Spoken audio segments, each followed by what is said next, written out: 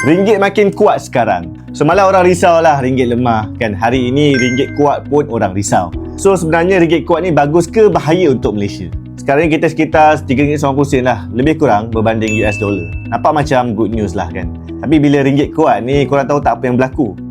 Antaranya adalah barang import ni mungkin jadi lebih murah, tekanan inflasi turun, travel luar negara pun jadi lebih murah, dan juga purchasing power rakyat pun makin naik. So aku boleh cakap pendek kata sebagai consumer dan juga pengguna ni memang best lah kan.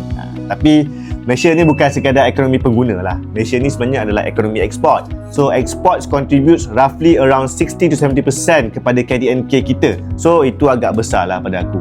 So sekarang kau bayangkan kau pergilang, margin bersih kau maybe sekitar 5% sampai ke 20% je. So kalau ringgit tiba-tiba naik 10% dan revenue kau dalam USD adalah, itu maksudnya revenue dalam ringgit turun kepada 10%.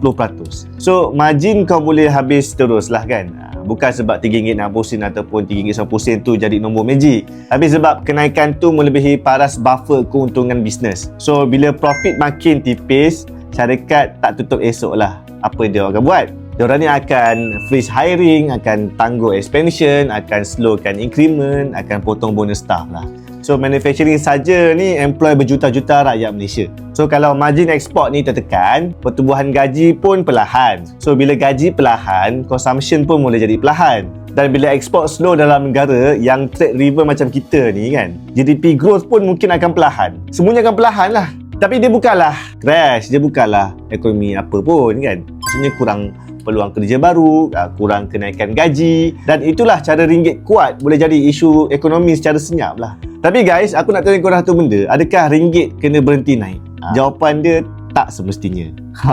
Ni yang bestnya aku nak cerita dengan korang.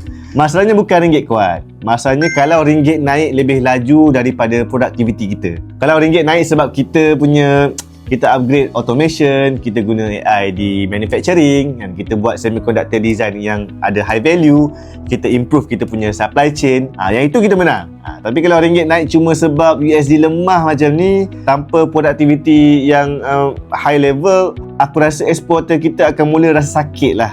So yes, ringgit kuat memang ada tanda keyakinan terhadap Malaysia, tapi kekuatan mata wang hanya boleh jadi kelebihan kalau ekonomi kita jadi lebih cekap dan lebih produktif seiring dengannya. Tapi kalau tidak, ringgit kuat hari ini boleh jadi tekanan bisnes esok. So sekarang aku nak tanya korang, kita dah cukup produktif ke untuk sustain ringgit kita yang kuat ni, atau kita masih lagi bergantung pada margin yang tipis je?